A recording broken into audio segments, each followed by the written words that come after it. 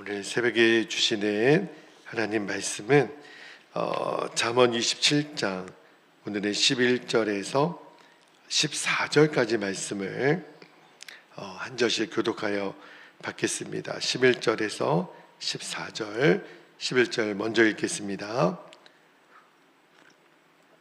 내 아들아, 지혜를 얻고 내 마음을 기쁘게 하라. 그리하면 나를 비방하는 자에게 내가 대답할 수 있으리라. 슬기로운 자는 재앙을 보면 숨어 피하여도 어리석은 자들은 나가다가 해를 받느니라. 13절 타인을 위하여 보증선자의 옷을 취하라. 외인들을 위하여 보증선자는 그의 몸을 볼모 잡을지니라. 이른 아침에 큰 소리로 자기 이웃을 축복하면 도리어 저주같이 여기게 되리라. 아멘. 하나님의 말씀입니다. 자, 오늘 새벽에는 설교 제목이 삶의 태도에서 드러나는 지혜라는 제목의 말씀을 드리는데 태도라고 하는 그 단어를 좀 기억하시고요. 여러분 잠언을 읽으면서 여러분도 그런 소원이 생기지 않습니까? 정말 지혜로운 사람이 되고 싶다. 그런데 잠언에서 말하는 지혜는 뭔가를 많이 아는 게 아니더라고요. 한결같이 그 태도에서 나오는 뭔가 특별함이 있는 거예요. 오늘 말씀에도 여기 11절에서 14절까지 보면 지혜로운 삶은 어떤 삶인지 그 구체적인 예가 나오거든요. 이 4절 말씀이 언뜻 보면 다 각각 다른 주제 같은데 이 공통된 메시지가 있어요. 그게 뭐냐면 지혜는 말에서 나오는 게 아니라 삶의 태도에서 나온다는 거예요. 그리고 생각이 아니라 지혜는 삶의 방식입니다. 자, 오늘도 각각의 절의 말씀에서 하나님 주시는 그 진리의 말씀을 좀 나누겠는데, 자, 첫 번째 주시는 말씀의 진리는요 이런 거예요. 지혜가 주는 삶의 태도는요 하나님과 부모님의 마음을 기쁘게 한다. 이 말씀을 좀 나눌게요. 자, 11절 말씀을 다시 한번 좀 볼게요. 11절에 보니까 내 아들아, 지혜를 얻고 내 마음을 기쁘게 하라. 그리하면 나를 비방하는 자에게 내가 대답할 수 있으리라. 여기 보면 내 아들아 그렇게 말하는 걸로 봐서는 어느 부모님이 말하는 것 같잖아요. 그런데 이 표현은 가족관계를 넘어서는 거예요.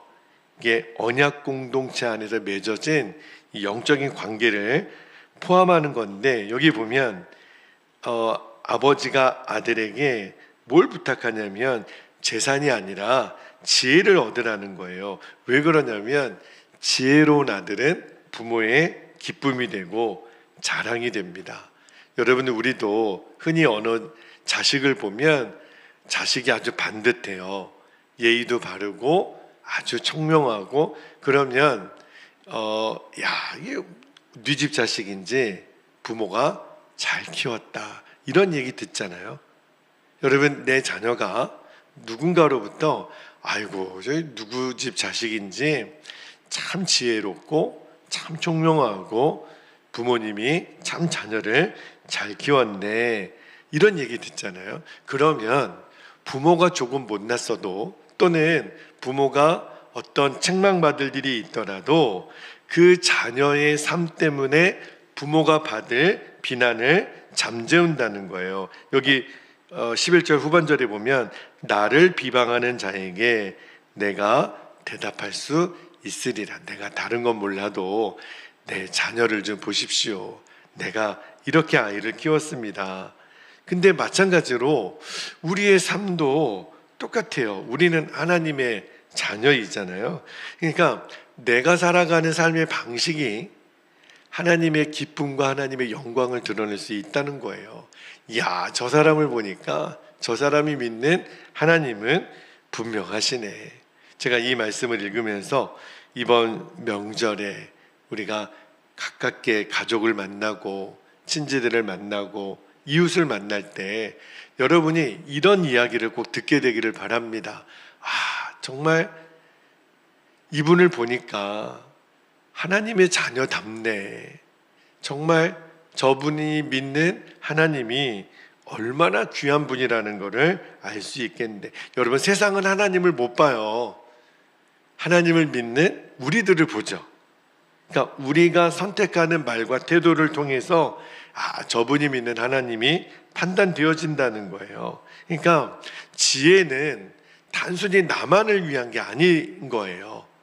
지혜는요, 하나님의 영광과 연결이 돼 있어요. 그러니까 나의 지혜로 하나님의 기쁨이 되고 하나님께 영광이 되고, 그렇죠? 믿지 않는 사람들 앞에서 내가 하나님을 드러내고 또 하나님을 영화롭게 하는 삶을 살게 되기를 주의 이름으로 축복합니다. 자, 두 번째 주시는 말씀의 진리는 역시 지혜가 주는 삶의 태도예요. 두 번째 삶의 태도는 뭐냐면, 지혜는 위험을 미리 보고 피합니다. 자, 12절도 한번 볼게요. 12절에 보면, 슬기로운 자는 재앙을 보면 숨어 피하여도 어리석은 자들은 나가다가 해를 받느니라. 자, 지혜로운 사람과 어리석은 사람이 어떻게 갈라지냐면, 뭔가를 딱 조짐을 보고 이거는 내가 피할 때구나, 숨어야 될 때구나, 이거를 판단하는 능력이라는 거예요. 재앙을 보면 피한다. 여기 본다라고 하는 거는 단순히 눈으로 보는 게 아니라 분별하고 깨닫는 거죠. 여기 있으면 안 되겠다. 이 사람과 이야기하면 안 되겠다. 내가 이렇게 하면 안 되겠다. 그런데 어리석은 사람들의 공통점이 뭐냐면 위험 신호를 무시해요. 이 정도야, 설마 괜찮겠지, 나에게 그런 일이 일어나겠어? 이 사람이 어리석은 사람이에요. 그러다가 결국 해가 옵니다. 영적인 삶도 똑같아요. 여러분, 죄는요, 갑자기 어떤 큰 모습으로 우리에게 다가오지 않아요. 우리가 요 정도쯤이야 라고 했던 어떤 작은 타협, 설마 내가 이런다고 뭐 큰일 당하겠어? 이런 방심 또는 자기 합리화, 여기서 시작이 되는 거예요. 그게 눈덩이처럼 불리고 불려져서 나중에 엄청난 데미지를 당하게 되는 거예요. 그러니까 지혜로운 사람은 어떤 사람이냐면 딱 조짐이 여기 더 있다가는 큰일 나는 거예요. 여러분, 요셉이 보디발의 아내가 이 집에는 아무도 없다고 유혹했을 때 요셉이 어떻게 했죠? 겉옷을 버리고 도망갑니다. 여러분, 계속 요셉이 머뭇머뭇거리고 있고 이러면 안 됩니다, 막 이렇게 계속 변명만 늘어놓으면 결국은 요셉도 그냥 덫에 빠지고 마는 거예요. 요셉이 알았죠. 여기 더 이상 있으면 안 되겠다. 벌써 감지가 되는 거예요. 그래서 내가 감옥에 갈지언정 피하잖아요. 그죠? 여러분, 이런 유혹의 자리를 피하는 것, 그죠? 어떤 무너짐이 있기 전에 절제하는 것, 이게 지혜예요. 그러니까 지혜는 내가 여기서 이길 수 있다고 무턱대고 싸우는 게 아니라 때로는 조용히 이 자리를 피하는 것.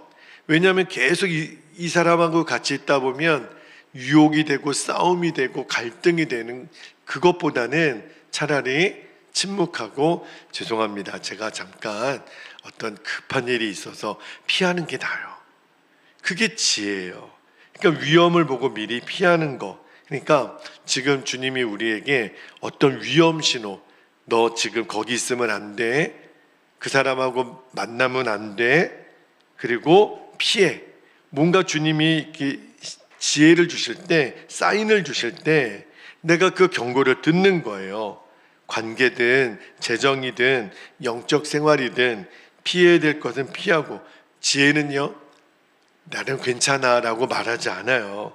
여기서 멈춰 라고 하는 것이 지혜의 강력한 권면입니다. 저에게는 대부분 그래요.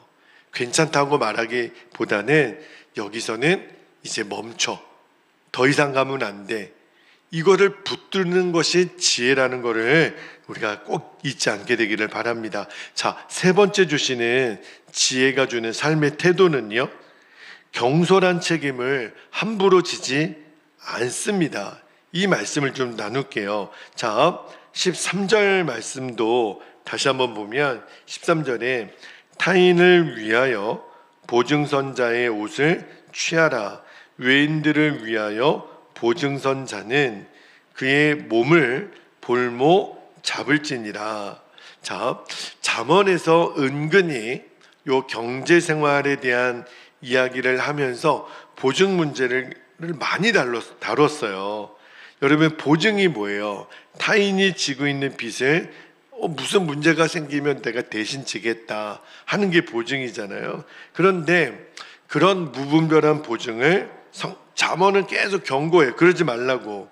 왜 그러냐면, 감정은 순간적으로 내가 책임지겠다고 할 수 있겠지만, 그러나 책임은요, 오래 갑니다. 책임은 결국은 내가 감당하지 못하게 되면 나에게 큰 해가 돼요. 우리는 곧잘 어떤 동정심이나 또 체면 때문에, 아니면 내가 저 사람과의 관계를 잃을까봐 섣불리 약속을 하죠. 내가 보증 서지요. 그런데 하나님이 주신 지혜는요, 냉정해요. 왜 그러냐면 여기서는 사랑이 없는 게 아니에요. 오히려 사랑하기 때문에 책임을 져야 되거든요. 그러니까 성경이 말하는 지혜는 책임질 줄 아는 냉정함이에요. 여러분, 우리 삶에도 꼭 어떤 그 재정적인 빚보증이 아니더라도 이런 일들이 자주 범하는 게 있어요.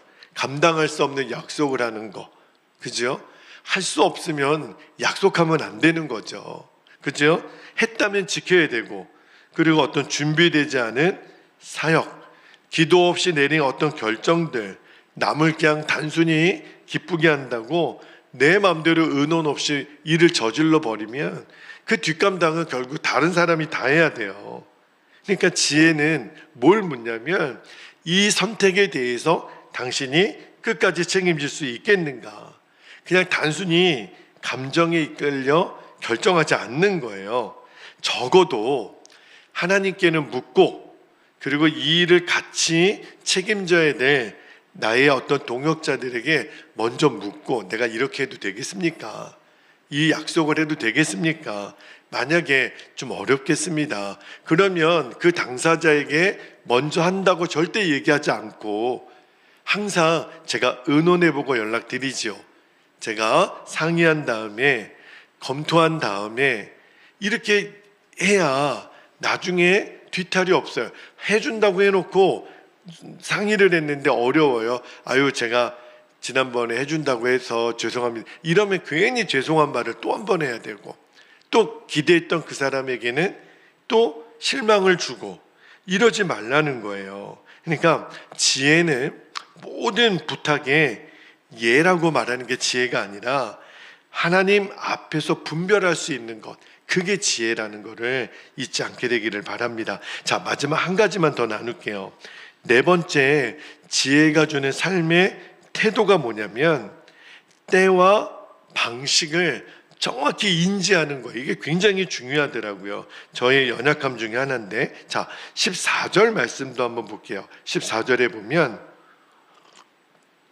이른 아침에 큰 소리로 자기 이웃을 축복하면 도리어 저주같이 여기게 되리라. 이 14절 말씀도 그냥 언뜻 봐서는 이게 도대체 무슨 말인가.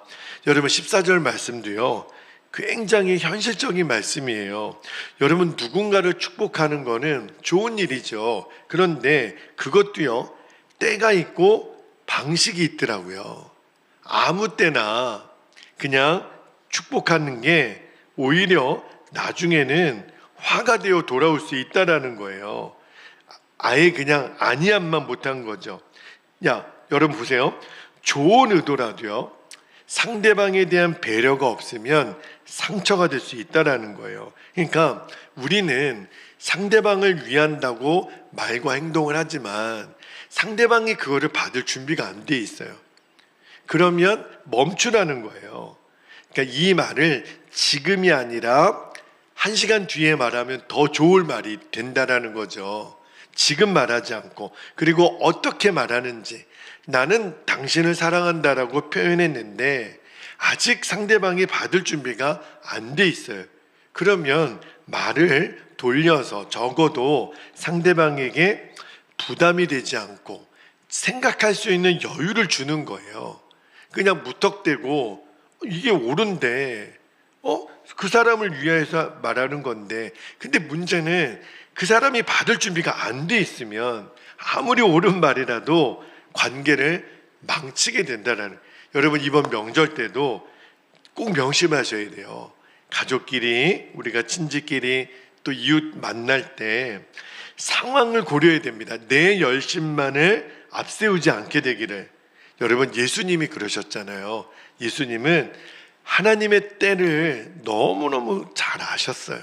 어떤 때는 말해야 될 때는 침묵하시고, 또 침묵하셔야 될 때는 말씀하시고, 이게 예수님의 지혜예요. 그래서 우리도 이런 마음의 소원을 가졌으면 좋겠어요. 내 기준이 아니라 상대방의 기준을 고려해서 말하는 것. 내가 진짜 하는 말이 축복인가, 아니면 그 사람에게 부담이 되는 건가. 진리를 말하되 사랑과 배려로 말할 수 있어야 됩니다. 여러분, 지혜는요 꼭 사랑과 함께 가야 돼요.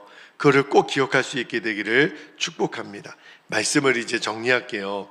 오늘 지혜가 주는 4가지 삶의 태도입니다. 태도. 말이 아니에요. 첫 번째는 하나님을 기쁘시게 하는 삶, 두 번째는 위험을 미리 피할 줄 아는 분별력, 세 번째는 경솔하게 내가 책임지겠다고 말하지 않는 거예요. 마지막 4번째는 때와 방식을 분별하는 배려입니다. 내 기준이 아니라 상대방의 기준에서. 그러니까 지혜는 뭔가 대단히 거창한 게 아니더라고요. 그냥 매일매일 우리의 삶에서 나오는 태도예요. 그게 지혜예요. 말이 지혜로운 게 아니라 그 사람의 삶의 태도에서 나오는 분위기, 그게 지혜라는 것을 오늘 말씀합니다. 그래서 오늘 하나님이 우리에게 지혜를 너희들이 얻으라. 그런데 진짜 지혜는 예수 그리스도 그분 안에 있거든요. 왜냐하면 예수님이 하나님의 지혜니까. 여러분, 이런 지혜를 우리가 책에서 배우겠어요? 강연을 통해서 배우겠어요? 어디서 배우겠어요? 예수님 그분에게서 나오는 거예요. 그래서 24시간 주님을 바라보라. 24시간 예수님과 동행하라. 이유가 그래야 그 지혜, 하나님의 지혜이신 예수님에게서 우리가 그대로 지혜가 흘러 들어오는 거예요. 그래서 나중에 하나님의 기쁨이 되고 영광이 된다는 거, 우리가 꼭 그리 되기를. 특별히 이번 명절 기간 동안에 여러분의 삶의 태도를 통해서 정말 하나님의 지혜가 흘러가시기를. 그래서 우리의 그 삶의 태도로 말미암아 하나님이 영화롭게 되는 그러한 은혜의 간증들이 이번 명절 우리의 또 삶 속에서, 우리의 인생 가운데 충만하시기를 주님의 이름으로 축복합니다. 이제 우리 함께 기도하겠습니다. 2가지 기도 제목을 우리가 붙잡고 기도하겠습니다. 첫 번째는 하나님을 기쁘시게 하는 지혜로운 삶을 사는 거예요. 나의 태도를 통해서 하나님 영광 받으시도록, 나의 선택을 통해서 하나님 영광 받으시도록 우리가 기도했으면 좋겠고요. 두 번째는 위험을 분별하는 거예요. 그리고 경솔하지 않는 것, 말과 행동에 대한 때와 방식을 아는 성숙한 지혜를 우리에게 주시도록, 우리가 2번째, 3번째, 4번째 지혜가 주는 삶의 태도를 나눴는데 그것을 그대로 우리의 기도 제목으로 삼고 이 시간 우리 주님의 이름을 간절히 부르시고 합심하여 동성으로 기도하겠습니다. 주여